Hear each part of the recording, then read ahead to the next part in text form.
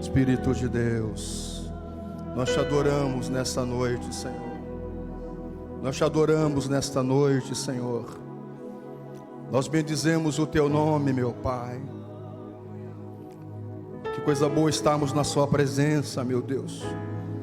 Nesse quarto culto de hoje, meu Pai. Na sua casa, Senhor. Para te adorar, para te bendizer. Nós te damos glória, glórias. Glória, glória, glória, oh glória, glória ao Altíssimo. Bendito, bendito é o que vem em nome do Senhor. Bendito, bendito é o que vem em nome do Senhor. Ao Senhor toda a honra, a honra, a honra, a honra, a glória, o louvor a ti, meu Senhor. Oh, Rabaxandarama. Oh, Rabaxandarama. Oh, Espírito Santo. E o poder ao Rei é dado a ti, Jesus. Diga ao Senhor. E o louvor ao Rei. A ti, Senhor.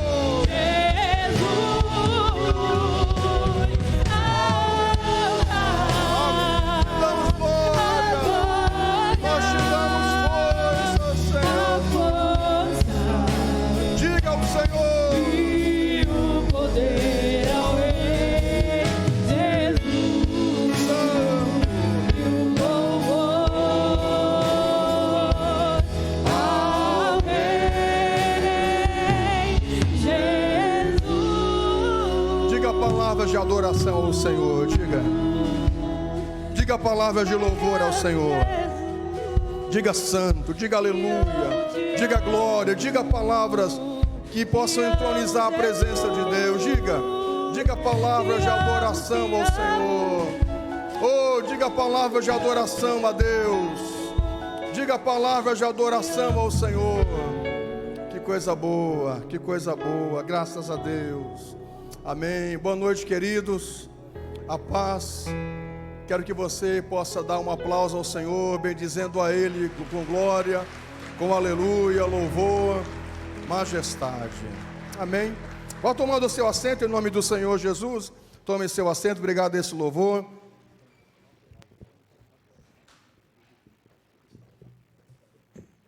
Graças a Deus, obrigado a esse louvor tão gracioso, não é? Alguns de vocês estão aqui desde 8h30 da manhã, desde as 8 da manhã, né? Alguns aqui, hoje é o quarto culto de hoje, e nós tivemos uma frequência parecida com essa que estamos agora à noite. Todos os cultos com a capacidade, né, suficiente que deve estar, muito especial. Nosso culto de 8h30 da manhã, começamos hoje pela manhã. Muita gente, muito especial, muito gracioso. O pastor Arnoldo trouxe uma palavra muito inspirada da parte de Deus. Às 10 horas eu estava aqui também pregando na Misericórdia. Agora de tarde foi sim, né? 17 horas, Misericórdia. Então foi algo muito inspirador. Estamos encerrando essa maratona de Santa Ceia, não é? No quarto culto de hoje. Que bom que você está aqui. E eu sei que Deus, através dos louvores, já falou com você nessa noite. Eu sei que você já recebeu uma palavra de Deus. Amém, queridos? Eu quero convidá-lo para esse texto tão significativo, que é o texto de 1 Coríntios, capítulo 11, versículo 26. Quem está lá? Dielo, não? Dielo, sim? Isso, ok. Nós estamos usando a versão NVI. Vamos ler esse texto, em nome do Senhor Jesus. O tema é até que Ele venha. Diga, até que Ele venha. Diga, até que Ele venha. Vamos lá então, 1 Coríntios 11, 26. Enquanto ele coloca aqui, ok? 1 Coríntios 11, 26 diz: porque sempre que comerem e beberem deste pão, sempre que comerem deste pão e beberem deste cálice, vocês anunciam a morte do Senhor até que Ele venha. Essa é a palavra de Deus. Essa é a palavra de Deus. E nos próximos cultos nós vamos partilhando com vocês esse texto do capítulo 11, porque tem uma vastidão aqui de ensinamento. Todo esse capítulo 11 está aqui contido muitos ensinamentos. Nos próximos domingos, nas próximas ceias, nós queremos trabalhar esse capítulo 11. O apóstolo Paulo, ele foi quem iniciou, foi quem abriu, quem fundou a igreja de Corinto, na Grécia. O apóstolo Paulo, ele foi inspirado por Deus para ir para a Grécia, levar a palavra, chegou em Corinto, que era uma cidade muito importante, ali até então fazia parte do Império Romano, uma cidade extremamente importante dentro do Império, e o apóstolo foi para lá, e quando começou a pregar lá, não teve muito êxito. Os helenistas, com aquela cultura deles, não é? Dos filósofos, eles eram muito resistentes ao Evangelho. E não foi à toa que foi preciso o próprio apóstolo Paulo para ir, porque o apóstolo Paulo também bebeu um pouco dessa filosofia grega, não é? Além de ser fariseu, de ter aprendido a cultura judaica, não é? Bastante, muito conteúdo, mas também o apóstolo Paulo bebeu dessa cultura grega, e automaticamente ele tinha mais facilidade para pregar aos gregos. Mesmo assim, ele sofreu muita oposição, muita resistência, até que Deus enviou um casal, Áquila e Priscila, e esse casal cederam a casa deles, para que ali o apóstolo pregasse a palavra. Eles chamavam os amigos, os vizinhos, e vinham para a casa de Áquila e Priscila, e ali o apóstolo começou a pregar, e na casa desse casal começou a igreja de Corinto, e inclusive se tornou uma igreja muito forte, uma igreja grande, uma igreja rica financeiramente, uma igreja cheia de carisma, cheia dos dons. Quando você vai ver ali as cartas, você vai perceber que era uma igreja muito carismática, uma igreja cheia da bondade do Senhor, das bênçãos de Deus. E no tempo que o apóstolo Paulo pastoreou essa igreja, ela experimentou muitos milagres. 1 ano e 18 meses, aliás, foi o tempo que o apóstolo ficou pastoreando essa igreja. Parece pouco, mas para o apóstolo, que era um fundador de igrejas, foi a segunda igreja que mais ele demorou pastoreando, porque a missão dele era sair pelo mundo, pregando o evangelho, abrindo igreja e deixando ali os presbíteros, os pastores.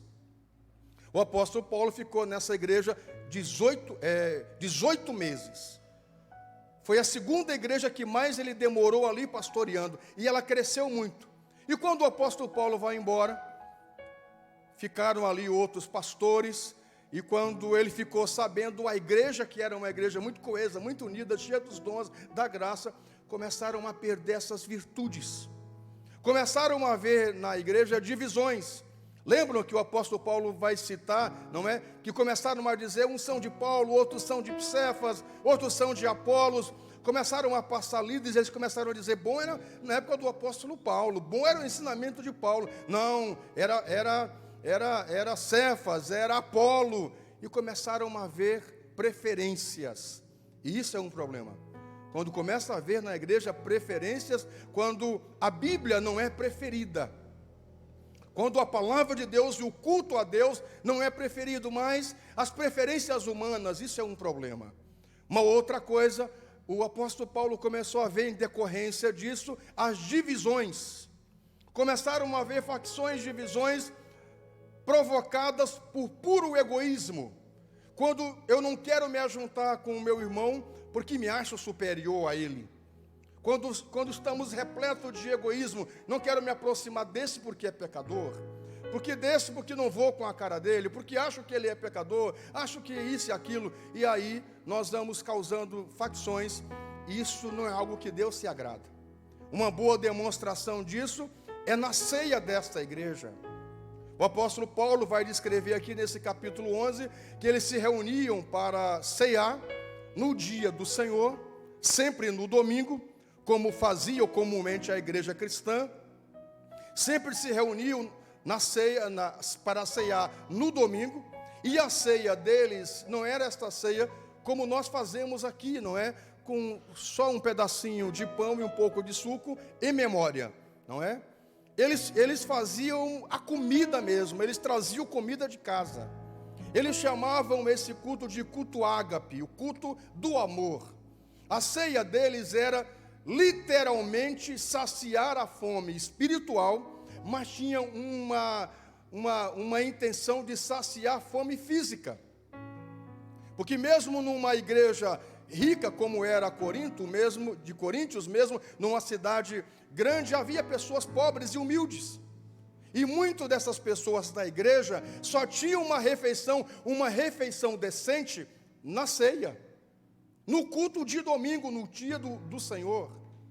Então os irmãos traziam as suas comidas de casa para o culto, colocavam numa grande mesa onde eles estavam reunidos, eles cantavam, louvavam a Deus, celebravam a Jesus, e depois eles iam partir o pão. Cada um trazia seu pedaço de carne, seu peixe, seu frango, sua farofa, sua cabeça de porco. Porco não, eles não comiam porco, não é? Não tinham preferência por porco.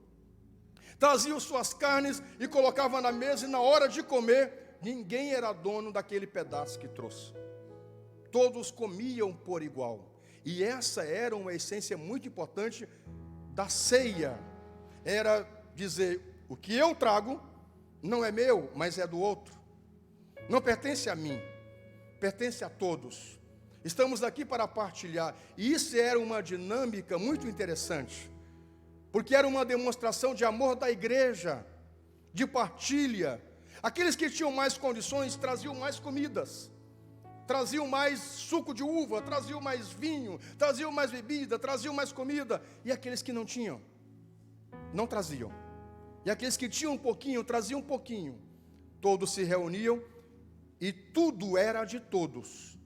A essência de Atos capítulo 3, que tudo era comum entre eles, a começar do partir do pão, era uma prática que a igreja partilhava e fazia. Todos se assentavam e comiam, e com alegria os irmãos de mais posses ficavam louvando a Deus. Que coisa boa que eu posso alimentar o irmão que não tem o que comer em casa. E eles se alegravam em Deus, e aquilo era a continuação do culto ao Senhor. Aquilo era a continuidade do culto ao Senhor. Não tinha terminado. O culto terminava quando todos terminavam de se alimentar. Se alimentavam espiritualmente e se alimentavam fisicamente. Essa era a essência da ceia da igreja antiga, da igreja primeira. Com o passar do tempo, foi começando as facções no campo da teologia, no campo da suposição, do entendimento, das preferências, e começou isso até na prática. As pessoas mais ricas traziam suas comidas e não colocavam mais na mesa, elas deixavam do lado. Eu nunca vou me esquecer que uns anos atrás, quando começamos a igreja, nós por algumas vezes, umas 2, 3 vezes, depois não fui mais, comer na casa de uma pessoa, e a pessoa deixava o refri assim do lado. Na época eu tomava refri, eu gostava muito de coca, hoje não tomo mais refri, graças a Deus estou liberto disso, não é? E não que seja uma opressão, né? Mas para mim era um vício, eu gostava bastante. E a pessoa ficava com o refri do lado, e a gente sempre tinha que pedir assim, pode me alcançar aqui? E eu sempre tinha vergonha, né, de pedir. Ele não colocava o refri na mesa para todo mundo tomar junto, era do lado dele, assim. Aí a gente tinha que pedir, aí, pode me dar um pouquinho de refri? Aí ele pegava, colocava um pouquinho e trazia para um lado de novo, aqui assim, meu Deus, mas que miséria. Aí depois de umas 2 vezes eu digo, não, vida, se me convidar não vou mais, porque olha, a gente pode ter pouco, né, mas não pode ser miserável, não é? A pessoa ser miserável é uma coisa maligna. Vamos repartir o que tem, vamos colocar na mesa. Eu acho que nisso consiste a bênção de Deus. Escute uma coisa, eles começaram a se juntar, as pessoas de mais condições, traziam suas comidas, deixavam do lado e diziam, não vamos colocar na mesa. E na hora da ceia, de comer, de partilhar, aquelas pessoas de mais condições, cada um ia para o seu canto, e cada um comia suas comidas, e comia tão rápido. Sabe aquela coisa do guloso, que não quer repartir? Ele come tanto, para não repartir para o outro. E o apóstolo Paulo diz que eles estavam se reunindo não para partilhar para o bem, mas para o mal. Porque eles estavam se empanturrando. E eles bebiam o vinho dele, ali na época era vinho mesmo, não é? Que eles começaram a ficar embriagados. Nós não fazemos isso na ceia, não fazemos o vinho, né? Não colocamos vinho. Imagine, né? Pessoa que tem problema com álcool vai ser um dilema. Por isso nós colocamos o suco de uva. Literalmente, os irmãos traziam os garrafão e eles não partilhavam, não diluíam, não partilhavam com os outros. E eles tomavam o seu garrafão e ficavam bêbados dentro da igreja, porque não queriam repartir. E saíam embriagados da igreja. O apóstolo Paulo disse a eles: vocês não estão entendendo. Eu não posso elogiar vocês. Eu não louvo vocês. Porque quando vocês se reúnem, vocês não se reúnem para a vida. Vocês se reúnem para a morte. Vocês estão se empanturrando, vocês estão se embriagando. E é por isso que há entre vós muitos fracos e doentes, e muitos os que morrem. Muitos já morreram. Morreram literalmente e morreram espiritualmente. E o apóstolo Paulo diz a essa igreja: não é isso.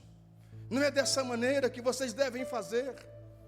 Porque a ceia é carregada de significados. E o apóstolo Paulo vai trazer todo um ensinamento para esta igreja nesse capítulo 11. Um outro dia nós queremos falar disso. Falar dessa questão do ensinamento do apóstolo Paulo para a igreja de Corinto, que serve para nós. Nós estamos aqui reunidos, queridos, para o bem. O apóstolo Paulo diz: quando vocês se reúnem, vocês não estão reunidos para o bem, mas para mal de vocês mesmos. A nossa reunião, o nosso ajuntamento precisa fazer um bem a nós e ao outro.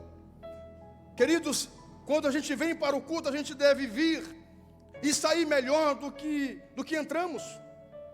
Se entramos aqui cansados, sobrecarregados, oprimidos, entristecidos, pensando em morrer, em desistir, em parar, em deixar a igreja, a família, o ministério, e ao chegar no culto, ouvirmos a palavra deve agir em nós de tal maneira.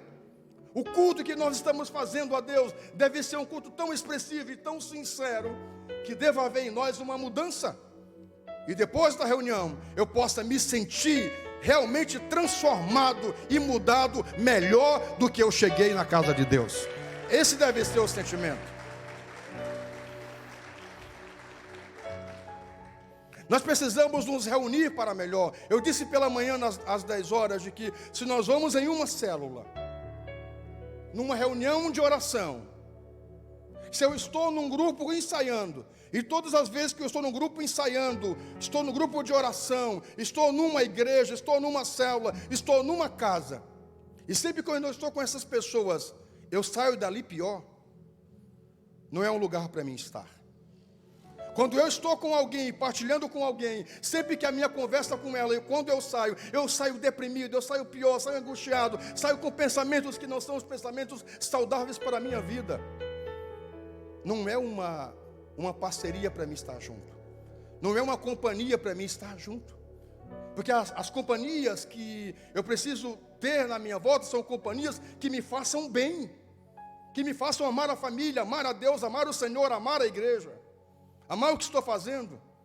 A minha reunião de ensaio deve ser aquela que me dê vontade de estar no culto logo para expressar aquilo que eu aprendi, aquilo que eu pratiquei no ensaio. A minha reunião na célula deve ser aquela de dizer: oh, que coisa boa, quero sair daqui, quero logo um dia ser um líder de célula.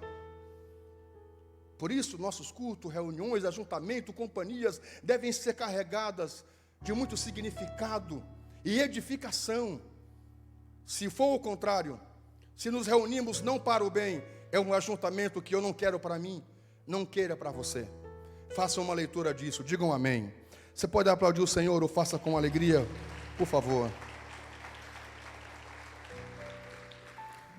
Escute uma coisa, queridos, o apóstolo Paulo, ele vai trazer esse ensinamento, e dentro desta mensagem, eu quero falar com você com base no nosso tema.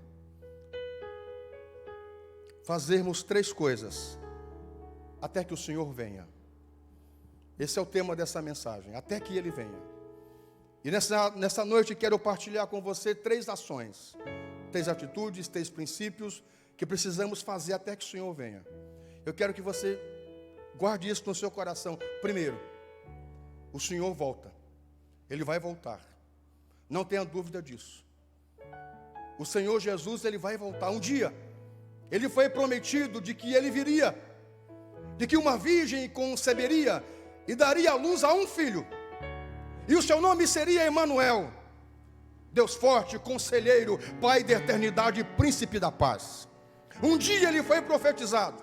Passaram-se os anos, muitos anos. Toda moça, toda menina em Israel, quando completava a idade de se tornar mulher, ela ficava na expectativa que poderia ser a mãe do Messias. Especificamente na tribo de Judá, todas as moças de Judá ficavam na expectativa, porque a promessa era da tribo de Judá. Passaram-se os anos, vieram muitos servos de Deus, todo mundo achava que era ele, até que apareceu João Batista. E a sua vinda foi uma vinda muito profética, muito gloriosa. Lembra que a Bíblia diz que o pai dele, Zacarias, estava no templo, e o anjo Gabriel chegou para ele e disse: você vai ter um filho. E ele disse: impossível. Minha esposa Isabel é de idade, eu sou de idade, nós não temos condições de ter filho. E o anjo disse a ele: você terá, e ficará mudo até ele nascer. Isso quer dizer que Deus cumpre as suas promessas. Nem que ele tenha que nos calar e calar a boca do diabo, mas a promessa será cumprida se ela foi dada por Deus.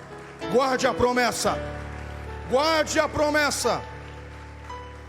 Nessa noite eu quero que você, pelo menos guarde essa palavra hoje. Guarde a promessa dita a você. Pode passar os céus e a terra, mas a promessa e a palavra de Deus, elas vão se cumprir. Isso é uma verdade. Escute uma coisa, queridos. No dia em que nasceu o menino João Batista, as pessoas queriam saber como era o nome dele. E durante esse tempo todo, Zacarias ficou mudo. E na hora de perguntar, de saber o nome do menino, quem dava o nome ao menino eram os filhos, geralmente era o pai. Pelo menos na minha família foi assim, todos os nossos nomes, dos meus irmãos e meu, quem dava era papai. Escolheu cada nome, que, meu Deus do céu, ainda bem que os meus irmãos com o nome mais feio morreram quando era pequeno. Misericórdia. Cada nome assim que, olha, tinha que trocar o nome, misericórdia. Ainda bem que o meu foi Pedro, né? Graças a Deus, ele estava melhor de juízo quando eu nasci. Também o mais novo, não é? Da mesma forma, na família de Zacarias, quando alguém perguntou: como é que vai ser o nome do menino? Chamaram Zacarias, ele pegou um papel, e quando ele escreveu João Batista, que deu para as pessoas lerem, quando as pessoas leram João Batista, a voz dele voltou ao normal e ele falou: João Batista. E quando João Batista vem, e muitos milagres, e era aquela voz que clamava no deserto, como um caniço, não é? Lançado pelo vento, estranho, roupa de camelo, não é? Cinto de couro, comendo gafanhotos e mel silvestres, temido por Herodes, as pessoas achavam que ele era. Até que o seu primo, Jesus, aquele prometido que tinha vindo, quando aproxima, o próprio João Batista vai testemunhar. E João Batista vai dizer: é esse. Está ali o prometido. Está ali o Cordeiro de Deus que tira o pecado do mundo. Ele é o prometido. Ele veio. Ele veio. Ele vem. Não tem uma música? Ele vem. Cavalgando pelos montes, ele vem. E ele veio. Ele prometeu que ele viria outra vez para buscar os seus. Para onde ele estiver, nós estivéssemos também. Então escute uma coisa: ele vem. Jesus vai vir. É certo que ele vem, querido. Não se preocupe. Jesus vai voltar. E um dia todo o joelho vai se dobrar diante dele. Essas pessoas que zombam do Senhor, que não acreditam nele, todos vão se prostrar diante dele. Todo olho verá e toda língua confessará que Jesus é o Senhor. Guarde isso. Ele vem. Mas até que ele venha, nós precisamos fazer 3 coisas importantes para a nossa vida. Primeiro, eu quero convidá-lo para o livro de João, capítulo 6, verso 53 ao 56. Livro de João, capítulo 6, verso 56.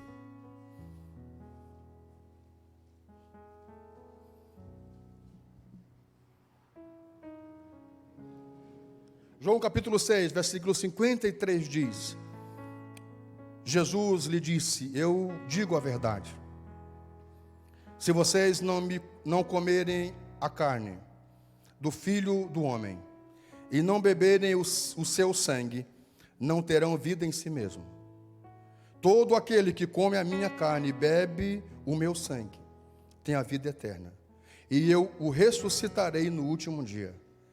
Pois a minha carne é verdadeira comida, e o meu sangue é verdadeira bebida.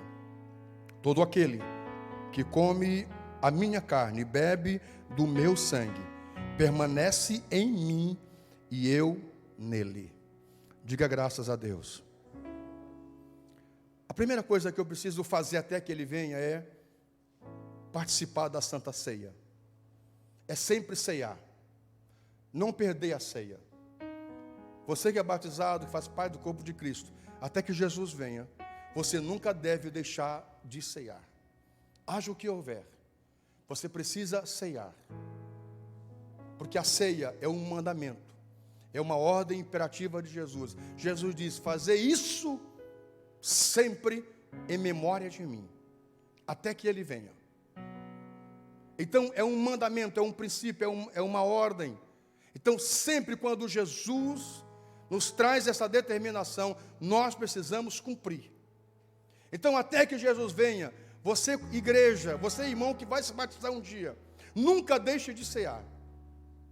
Eu gosto muito da fala de Jung, quando ele vai falar sobre o significado. Ele diz que o significado, ele só é vivo, alguma coisa só tem sentido por causa do significado que a pessoa atribui a ele. E enquanto houver significado, haverá vida. São palavras de Jung. Enquanto alguma coisa nós atribuímos significado, valor, esse algo se torna vivo para nós. E só fica vivo porque atribuímos significado. A ceia para nós não é apenas pegar um cálice e um pão e comermos, e legal. Não é isso. A ceia para nós é o corpo de Cristo. É o suco, é o sangue de Jesus. O pão é o corpo do Senhor Jesus. E isso para nós é carregado de muito significado. Eu gostaria de um dia poder pregar para você só sobre a linguagem que a ceia nos transmite. A leitura que nós fazemos na Santa Ceia, que é muito grande. Só para você ter uma ideia, quando a gente pensa na Santa Ceia, a gente pensa uma coisa muito importante: missão. Jesus, ele na ceia demonstra a missão que ele veio fazer nesse mundo. A ceia fala de missão, a missão que nós precisamos cumprir, custe o que custar.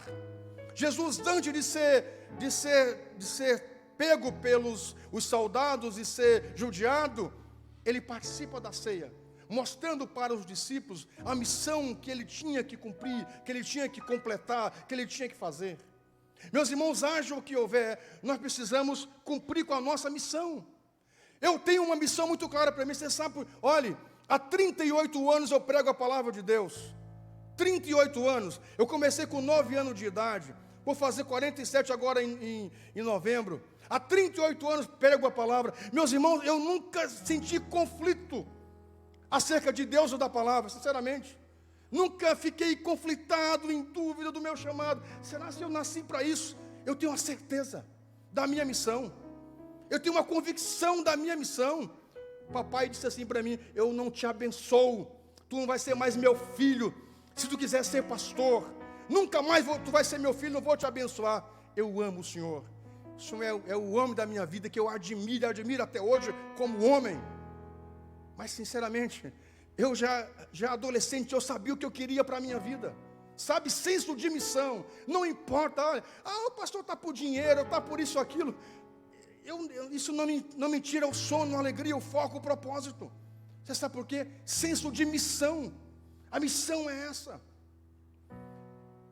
Quando nós entendemos isso, não dá lugar para ficar conflitando. Será porque será se é o meu chamado? É isso. Senso de missão, a ceia vai falar desse senso de missão de Jesus. Queridos, nós como uma igreja temos uma missão aqui na terra. A pastora pregou agora de tarde que como igreja somos uma cidade iluminada. Não se pode colocar um candeeiro, esconder um candeeiro, uma luz debaixo de uma mesa. A missão da luz, da lâmpada, é estar acima, é iluminar. Nós temos uma missão, você me entende? E quando nós estamos na ceia, a primeira leitura que fazemos é que como igreja nesse mundo, nós temos uma missão. E se nós não cumprirmos com essa missão, nós não estamos sendo igreja. Diga amém.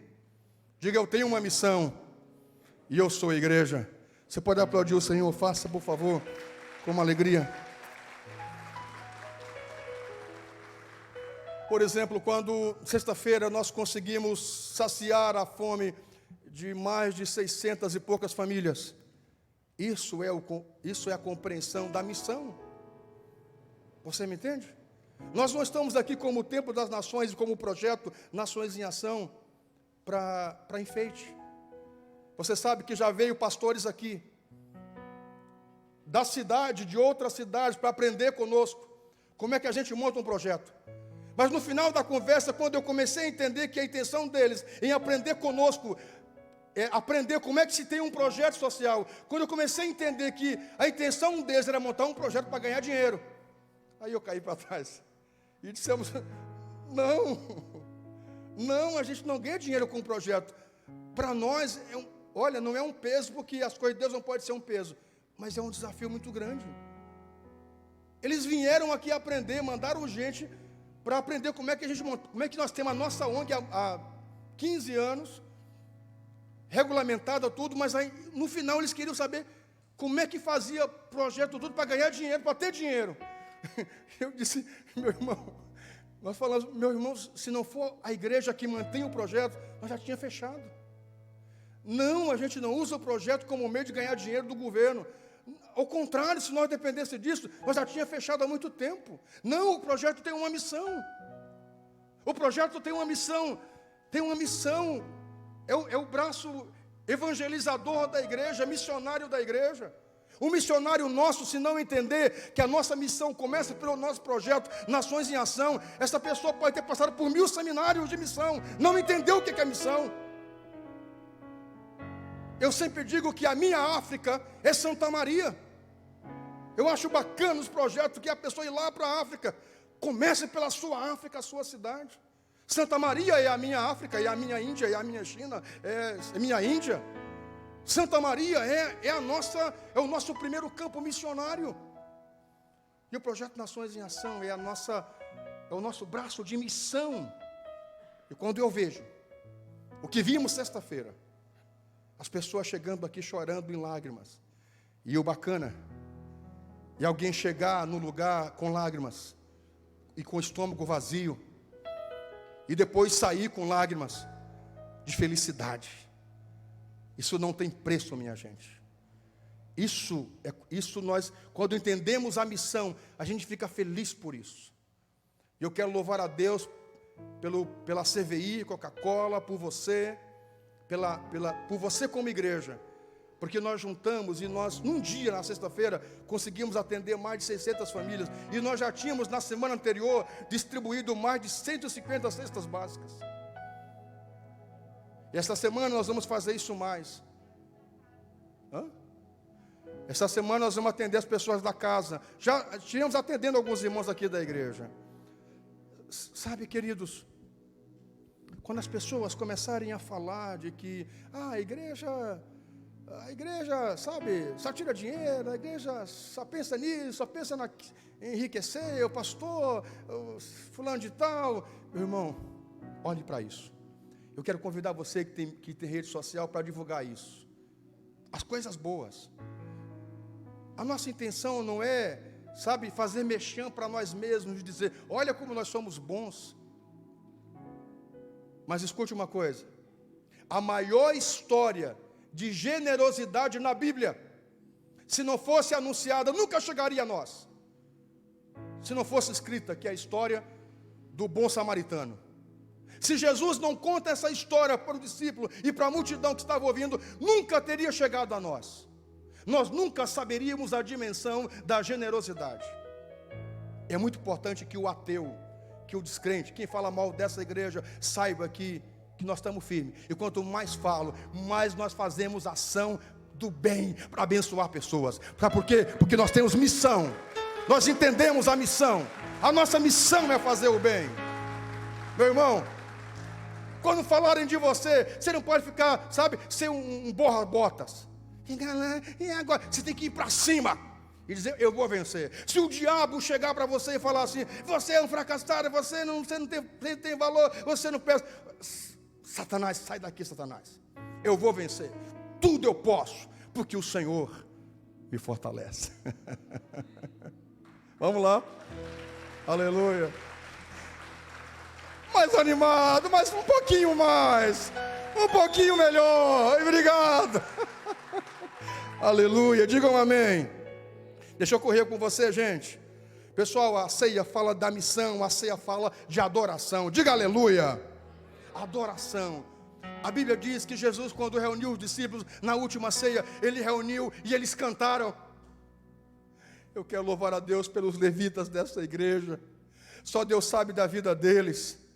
Eu acredito que tem irmãos levitas aqui, músicos nossos, que quem sabe o seu dia, a sua semana não foram boas, de luta, dificuldades, provações, situações complexas na família, na vida pessoal. E quando sobe nesse altar, tudo isso fica para baixo, porque eles estão aqui para fazer um culto ao Senhor.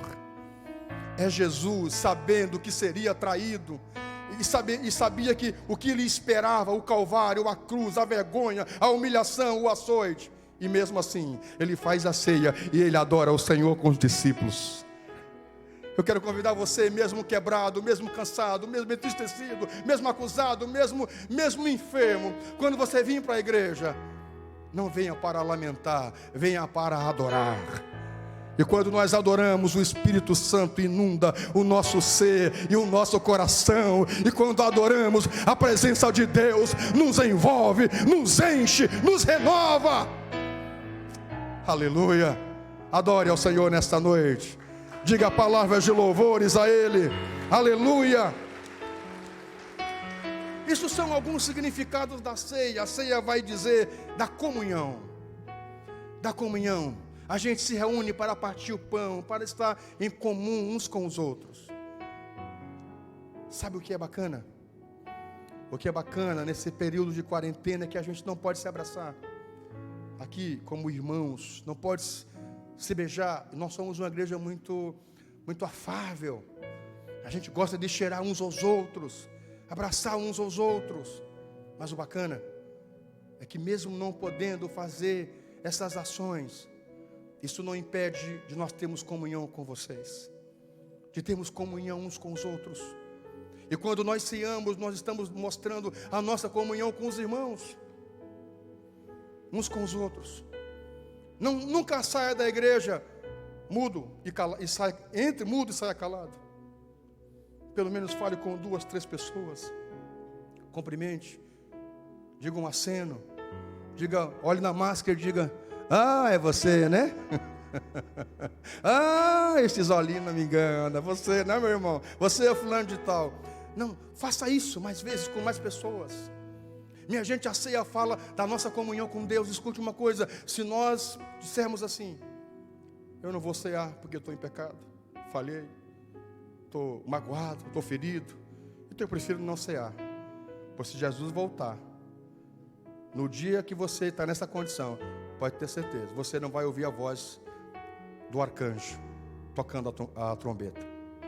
Porque se você e eu não podemos ceiar por causa de mágoa, de pecado, de situação, seja do que for, e não vim para a igreja ceiar por causa disso e daquilo, se Jesus vier, nós não vamos subir com Ele. Porque a ceia é uma demonstração da nossa comunhão com Deus. Se eu não posso cear com os irmãos por mágoa, isso e aquilo, eu não posso cear com o Senhor. A ceia é uma demonstração de comunhão. Escute uma coisa, é na ceia que você renova o seu compromisso com Deus. que você diz, Senhor, não é aquela coisa de zerar o pecado, você me entende? Vem para ser para zerar o pecado. Aí amanhã começa tudo de novo. Aí próximo mês zera de novo. Não é isso. Mas a ceia é o lugar onde você renova a sua aliança com Deus, a sua comunhão com Deus, a sua comunhão com a irmandade, a sua comunhão com a igreja, a sua comunhão com o outro. Porque se aqui você está sentado no banco e aí diz assim, eu não vou cear porque eu estou magoado com aquele irmão que está ali, e antes não faz uma demonstração, que é o próximo item, a ceia fala de perdão, chega lá e diz assim, olha, eu preciso cear hoje, mas eu estou chateado com você, eu disse algo, ouvi algo, não sei, me perdoa, ou então quero pedir perdão para me poder cear. Quando fazemos isso, nós estamos fazendo a demonstração, o que é a ceia. Para ter comunhão, o pedido do perdão. A ceia fala do nosso perdão adquirido por parte do Cristo. Todos nós condenados, todos nós iríamos para o inferno, e Jesus na cruz nos perdoa. Então a ceia vai falar desse perdão de Jesus, porque fala do seu sacrifício por nós. E aí quando olharmos a ceia, eu preciso pensar, acho que foi o pastor Arnoldo, não sei se o pastor Arnoldo se lembra disso, nós um dia numa reunião de supervisão com o líder de célula, e a gente falando das problemáticas da célula, para tentar resolver, aí ele disse assim, pastor, olha, só tem que nos ajudar a enviar alguém lá, porque eu estou com um problema sério. É muita criança na minha célula, nossa célula lá, elas não param. Olha, as crianças tiram a atenção da gente, correm dentro de casa, e é complicado. Aí a outra líder disse, eu digo, não, vamos dar um jeito. Aí a outra líder disse, pastor, o senhor nos ajude a orar, porque a nossa célula, nós estamos sempre lá, e toda semana dá tiroteio de água. Sabe qual é o problema? Essa semana passada nós chegamos lá, quando nós descemos do ônibus, essa irmã está aqui, ali de célula. Quando descemos do ônibus para ir para a casa da irmã lá, da nossa anfitriã, passaram um pessoal, balearam um cara, balearam um conhecido de uma irmã lá, e nós socorremos um homem baleado. Digo, aí o pastor, eu acho que o meu problema não é nada, pastor, deixa assim. Olha só o dilema que a nossa outra líder tinha. Você entende? Quando eu chegar na ceia, que eu pegar o pão e eu pegar o cálice, eu preciso me lembrar do sacrifício do Senhor e dizer, estou falando de mim, hoje eu não tenho o que comer, mas amanhã eu vou lá na igreja, eles vão me dar comida. Eu não tenho emprego hoje, mas Deus vai me dar uma ideia e eu vou vencer na vida. Sabe, em vez de eu ficar me lastimando, sabe, nos meus dilemas, nas minhas dores, o irmão não me beijou, o pastor não me ligou, ficar nessa coisa, eu preciso me lembrar, gente, Jesus deu a vida, Jesus morreu, Ele não merecia nada, Ele não merecia ser zombado, ser criticado, Ele não merecia ser surrado, Ele só fez o bem, só curou. Por que eu estou abatido? Por que eu estou desanimado? Não, olha o sacrifício de Jesus na cruz, o que Ele sofreu por mim. Então, a ceia fala do sacrifício de Jesus. E quando ela fala nesse sacrifício de Jesus, um outro olhar vai saltar para mim, que é, sabe, Jesus passou por tudo isso e ainda serviu. Porque a ceia fala de serviço. Senhor Jesus, antes de cear com os discípulos, pegou uma bacia, pegou uma toalha, chamou os 12 e lavou os pés de todos eles. A ceia fala de serviço. Eu não posso ser um discípulo desta casa, membro do corpo de Cristo, cear e não ter a noção da contribuição no meu serviço. Você não pode, querido, ser membro dessa igreja e olhar para você e dizer assim, o que você faz pela igreja? Pela instituição que você participa, o corpo que você está, em que você contribui? Nem no dízimo, nem na oferta, nem com serviço, nem falando bem, nem com nada. É um ser morto, é uma célula que não presta. A ceia fala de serviço. Queridos, escute uma coisa, quando você, membro do corpo de Cristo ativo, você precisa servir de alguma maneira. E servir não é só aqui como um líder da igreja, você pode servir comunicando a boa notícia, que é o próximo item que quero falar com vocês. Abra sua Bíblia, por favor, no livro de Mateus, capítulo 15, capítulo 16, versículo 15. Marcos 16, 15. Marcos 16:15. Eu tinha mais coisas para falar para você sobre a ceia, mas vou deixar para um outro momento. Deixa eu correr aqui com você. A segunda coisa que eu preciso fazer até que Jesus venha, está aqui. E disse-lhes: vão pelo mundo todo e preguem o evangelho a todas as pessoas. Até que Jesus venha, eu preciso pregar a mensagem do evangelho. Isso é ter um senso de serviço. E você não prega apenas no altar, lá no seu local de trabalho, lá no seu local de estudo. Você pode anunciar boa notícia. Você não precisa sair do seu local onde você está atuando para pregar. Aonde você está, você pode levar a boa notícia. Minha gente, escute uma coisa: só a igreja detém a boa notícia. Só a igreja detém a boa notícia.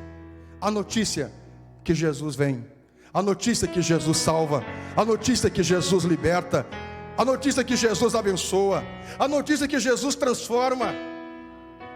Se você não sabe nada de teologia, se você mal sabe Salmos e Mateus, mas você pode dizer uma boa notícia. Como disse aquele cego. Alguém chegou para o cego e disse assim: Jesus, esse Jesus aí, esse aí diz que é o Filho de Deus, mas ele não é o Filho de Deus. Isso aí é um traidor, isso aí é um herege. E o cego diz assim: eu não sei. Eu não sei o que vocês estão dizendo. Eu só sei de uma coisa: que eu era cego e agora vejo. Você não se emociona com isso? Você não se emociona com essa palavra? Dê um aplauso ao Senhor com alegria. Aleluia. Isso eu sei. Sabe, você pode dizer para as pessoas: venha conhecer o meu Jesus. Venha conhecer o Jesus que libertou a minha vida. Eu era oprimido, eu era cansado, eu passava as noites na internet procurando alguma coisa para saciar a minha vida. Eu passava a noite nos bares, nas drogas. Eu passei a minha vida perdido procurando razão para viver. E hoje eu encontrei. Você me entende? Você não precisa saber de Tertuliano, você não precisa saber de Jerônimo, de Alexandria, você não precisa saber de, de Augustinho. Você talvez não compreenda a Bíblia de ponta a ponta, mas você tem a mensagem do Evangelho, da boa notícia. Você pode contar a sua história, você pode contar o seu testemunho, você pode falar de você. E quando você faz isso, você está anunciando o Evangelho para as pessoas. Você pode aplaudir o Senhor? Faça isso literalmente, até que Ele venha. Eu quero convidar você, meu amigo, a fazer isso até que Jesus venha, a fazer isso na sua família, a fazer isso com seus amigos. Gente, as pessoas, elas preparam reuniões para vender produtos. As pessoas preparam um ambiente, preparam chá em casa, preparam reuniões, elas se organizam para ir vender o seu produto, seja ele qual for. Por que não nós nos prepararmos, nos organizarmos para levar a boa notícia, pensar nas oportunidades? A pastora disse esses dias que nós temos uma vizinha que ela está querendo muito evangelizar, e a vizinha é bem religiosa, ela demonstra isso, né, no seu corpo cheio de santos, de coisa, e nós estamos vendo uma oportunidade para não chegar assim e dizer: olha, Jesus, não, sabe? A oportunidade, Deus prepara as oportunidades. Ore para que Deus prepare uma oportunidade para que você possa levar ao Senhor, as pessoas do Senhor, até que Jesus venha. É mandamento para todos nós. Chega um amém. Terceiro, eu quero convidá-lo para Lucas capítulo 18, e vou encerrar. 18, versículo 8. Lucas 18, versículo 8 diz: eu digo a vocês, Ele lhes fará justiça e depressa. Contudo, quando o Filho do Homem vier, encontrará fé na terra? Olhe para mim você, e aqui é uma verdade, aqui tem duas verdades muito práticas. Primeiro, Deus faz justiça. Deus faz justiça, Deus é justo, pronto, isso já está posto. E Ele faz justiça depressa. Em alguns casos, mais rápido que os outros, mas Ele faz. Isso é certo, isso é uma verdade. Depois, escute uma coisa. Jesus está perguntando, será que quando Ele voltar, Ele vai encontrar pessoas firmadas? Então, essa é a verdade. A terceira ação que eu preciso fazer até que Jesus venha, guardar a minha fé. Guarde a sua fé. Nós estamos vendo, a Bíblia diz que por se multiplicar a iniquidade, o amor de muito vai se esfriar. As pessoas desanimando, as pessoas parando, as pessoas perdendo a fé em Jesus, as pessoas perdendo a fé no casamento, as pessoas perdendo a fé na igreja, as pessoas perdendo a fé no próprio ser humano, as pessoas perdendo a fé no ser humano. E parece que isso é uma verdade. Parece que o ser humano não tem mais jeito. Parece que o casamento é uma instituição a ser fadada. Parece que a família é uma instituição a ser fadada. Parece que a igreja está fadada ao fracasso. Mas escute uma coisa. Parece que Deus não existe. Eu quero que você guarde a sua fé. O apóstolo Paulo muitas vezes diz isso para os discípulos, Pedro, João e Jesus também. Guarde a sua fé, guarde o bom depósito, guarde a sua fé em Jesus, querido. Olhe, aconteça o que acontecer, guarde a sua fé. Guarde a sua fé até Jesus voltar. Tinha 10 virgens, noivas, esperando o noivo. E durante um tempo, o noivo demorou. E cinco virgens tolas, elas cochilaram e não guardaram o azeite e a fé. Elas não guardaram o azeite. E quando noticiaram que o noivo estava chegando, elas não tinham mais azeite para iluminar a entrada do noivo. E elas pediram para as 5 virgens noivas sábias, me dá um pouco de azeite. Elas disseram, não, cada um deve guardar o seu. Meu irmão, eu não posso salvar você, porque a fé é individual. Você não pode me salvar. Sabe, essa coisa que pregadores dizem assim, vem aqui, se você não tem fé, pela minha fé você vai ser curado. Isso é uma falácia, isso é uma mentira, isso é um engodo. Se você não tem fé para se salvar, então vem aqui e pela minha fé você vai ser salvo. Não, a Bíblia diz o contrário. Jesus sempre dizia às pessoas, a tua fé te salvou, a tua fé te curou, a tua fé te libertou. Vai, não peques mais, a tua fé. Pela fé nós somos salvos. Pela fé alcançamos a misericórdia de Deus. Pela fé muitos homens fizeram obras extraordinárias. Está escrito na galeria de Hebreus capítulo 11. Guarde a fé. Nessa noite eu quero convidar você a guardar a sua fé. Filhos que aqui estão, guarde a fé que vocês aprenderam com os seus pais. Mas eles têm a fé deles. Eu preciso desenvolver a minha fé, arraigar a minha fé, firmar a minha fé em Jesus. Até que Jesus venha, querido. Guarde a sua fé. Nós vamos ver coisas piores acontecer até Jesus voltar, até Ele vier, até Ele vir. Vão aparecer muitos falsos profetas querendo enganar a muitos, e enganarão a muitos, diz a Bíblia. Mas aqueles que guardaram a fé serão conservados para o tempo do fim até a sua volta. Guarde a fé, querido. Ensine sua família a guardar a fé em Jesus. Guarde a sua fé em Cristo, porque Ele vai vir para lhe buscar. E quando Ele vier, Ele vai achar fé em você e em mim. Digam amém. Deus abençoe em nome do Senhor. Dê uma pausa a Ele, porque Ele merece. Se coloque em pé em nome do Senhor. Nessa noite quero orar com você para que Deus possa nos dar a sua graça, para que possamos fazer isso. Ceiar. Meu irmão, ceie sempre, ceie. Sabe, se renove, venha, levante a cabeça e venha, está na ceia, sempre. Também não adianta você só vir uma vez por mês e não vir aparecer mais na igreja. A ceia fala dessa comunhão. Queridos, eu ceio desde 11 anos de idade, quando me batizei. Quando eu viajava por aí, fazia conferências, que algum dia eu não podia cear numa igreja, eu preparava o meu pão e o meu cálice e eu ceava. Eu achava uma igreja para mim cear. Quando eu não podia estar na minha igreja, mas eu nunca deixei de um mês cear. Vamos cear. Esteja na igreja ceando, em comunhão com o Senhor, tendo o entendimento de todo o simbolismo que que traz a ceia. Depois, vamos anunciar a boa notícia, até que Jesus venha.